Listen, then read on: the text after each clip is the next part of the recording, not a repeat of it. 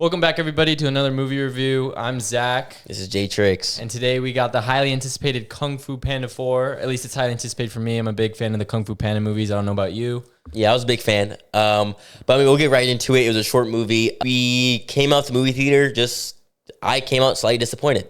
Slightly disappointed. I was a little bit disappointed. I think I liked it a little bit more than you. We're going to start here with non-spoilers. So we're going to keep it quick because it's a pretty short movie, but then we'll lead into spoilers. But yeah, I was just disappointed with everything in between the action and the animation. I felt it was lacking a lot of depth, and story really wasn't there. The villain is kind of forgettable, even though I think Viola Davis did a good job. But what I will say is the action and the animation were top tier. The things I didn't like was, like, there was no soul in the movie. It wasn't like the past ones where you're getting chills. Like, oh my God, that was such a cool moment. The villain was so cool. It was none of that. It was very like, oh, we've seen this before. Yeah. And you guys saw in the trailer, like, the three little bunnies that love violence. Like, we've seen the little cute little things that for some reason love violence trope a couple times, and it just didn't hit in this movie at all. But the thing I did like was the two dads. They had a bigger role in the movie compared to the other ones. Maybe not as much as Kung Fu Panda 3 as they were actually like fighting and stuff, but like they had a more funny approach, and it actually worked. There was actually funny moments in the movie theater where people actually laughed, but for the most part, the comedy wasn't there. Yeah, I think the laughs that I got were, like you said, the dads. Everything about them was really funny. Everything else, little chuckles here and there, but it was more like, oh, this is a little kid humor a little bit. But yeah, they were two solid side characters. I think they were the only side characters I'm going to remember when I think about this movie. Yeah. I think this movie was lacking the Furious Five, and it just would have been better if they were in it, I think. I mean, this might be a little nitpicky, but me and Zach both noticed that the voice acting wasn't as good as the past ones. You could tell, we could tell it was Jack Black. We could tell it was Awkwafina. We could tell, like, they're just saying lines. Unlike the last ones where we're like, oh, they're the characters. They're Poe. They're, I forgot the rabbit. Shifu. What was the fox's name? Oh, Tigress? No, the fox. The fox? Yeah. Zen? Exactly. We're like, we don't even remember her name. Yeah, so we're pretty disappointed in the voice acting. Just a little bit. Like, you could just tell something was, maybe they weren't as intrigued as the past movies, because we could just tell there was a little bit less energy in the lines. But I did appreciate some of the like Zach said, the action and the fighting was pretty cool. The music was fine. Just the story, like people were saying, it just felt like it was a ChatGPT movie, and it was very a kid movie. It was rated PG. It felt PG. Like, nothing. Yeah. Some of the plot holes were like just kind of out there. I was like, really? There's nothing, like, it doesn't make any sense. I mean, that's kind of all the non-spoilers. Like, just, it's very basic. There's not. So at this point, this is now spoiler zone, just so we could get a real in depth about the movie. Spoiler, Big Boss. I was get into that because that was the biggest disappointment for me. The boss is not as cool. Not good. I don't think it's a good boss. And the chameleon collects all the Kung Fu masters and everybody, and she's supposed to become this unstoppable force, and then she becomes a big monster that uses no Kung Fu at all, and she's just being a monster for no reason, and I hated every moment of that. And the fight scene was okay.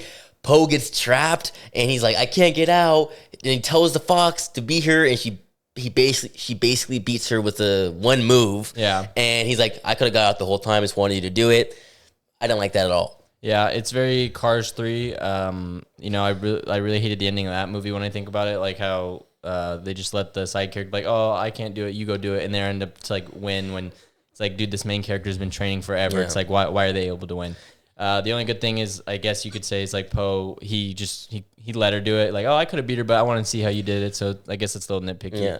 But I guess some of the positives, like we said, the action, like one of my favorite scenes was when Tai Lung came back and he was beating up all the guards and stuff before losing to the chameleon. But I thought that was really good. And I liked all the different animation, the cuts, just the way it was edited. And I think you were talking about that scene after the movie when he was in like the fog and everything. Yeah. How you liked the black and white of it. And it was really stylistic. So there was, at least the action was good and it was fun to watch. The editing style was better. I didn't enjoy or understand like why Poe had to give up being the Dragon Warrior. I guess it was 8 years long, so it was like he was basically a president for 8 years. He wasn't old. He wasn't tired. He wasn't not good anymore. He was literally at his apex. Yeah. And it was shown in the early movie, like, he's still that guy. He's still the best skilled fighter every time he fights.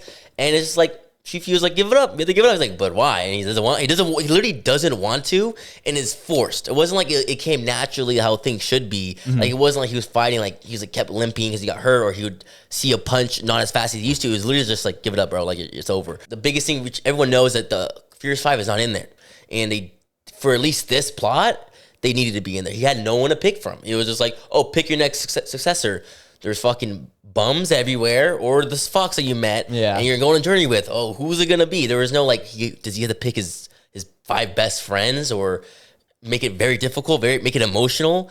No, it was just the fox is gonna be the next Dragon Warrior. Congratulations, not a surprise at all. It was very like just disappointing. Yeah, very predictable. Honestly, like halfway through the movie, like was I can't remember Zen. I'm just gonna call her Zen because she was so forgettable. The side character played by Awkwafina.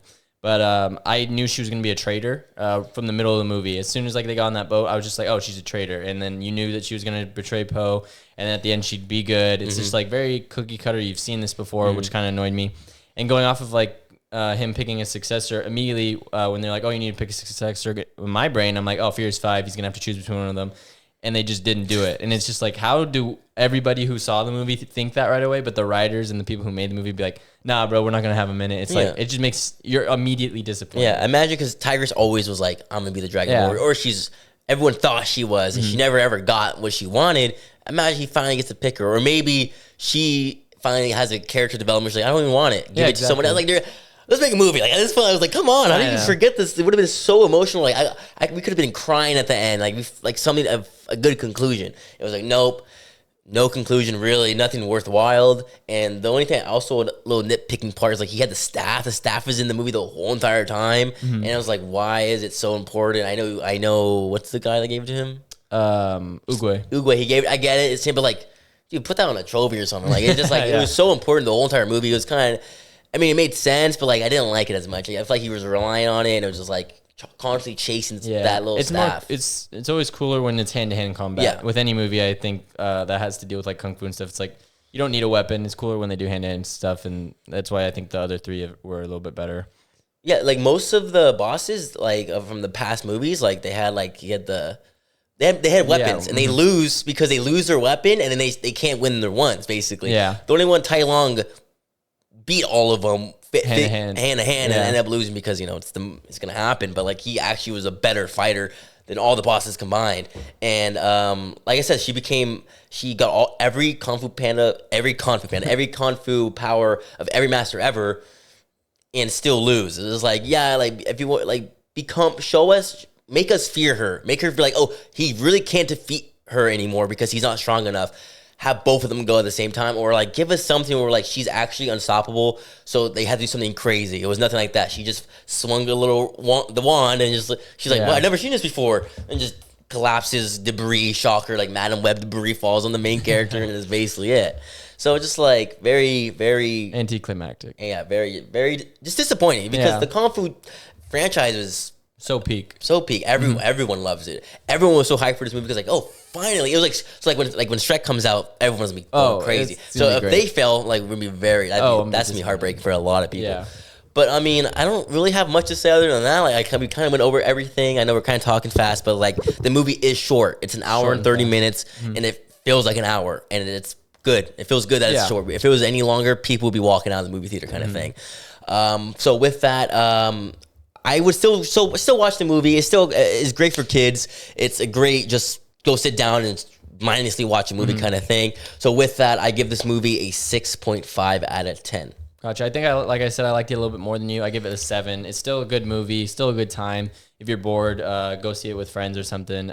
There's just a few problems with it that you'd change to make it better. Not as good as the other ones, but yeah, overall 7, good movie. Yeah. So overall, we give the movie about a 6.7 if you round it up overall, and that is our review for Kung Fu Panda 4. So see you guys next video for I guess Ghostbusters coming up. Thank you.